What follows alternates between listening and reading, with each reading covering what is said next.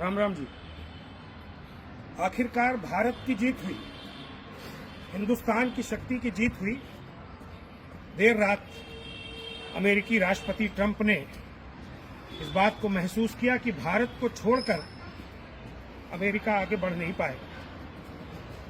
और ये जहां एक और देश के यशस्वी प्रधानमंत्री मोदी जी की कूटनीति, मोदी जी की ना झुकने की प्रवृत्ति और स्वदेशी को बढ़ावा देने का भाव साफ साफ पर प्रदर्शित करता है कि जो टैरिफ की बार बार धमकी दे रहे थे, 50% टैरिफ कर दिया था, 36% टैरिफ कर दिया था, उसको घटा के ट्रंप ने 18% किया।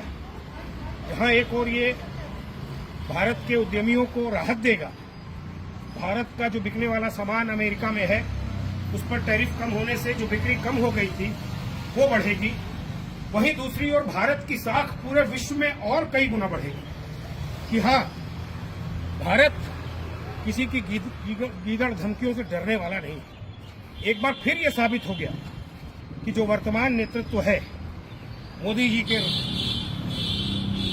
नेतृत्व में जो भारत सरकार काम कर रही है, इसने भारत के झंडे को निरंतर ऊंचा उठाने का काम किया है।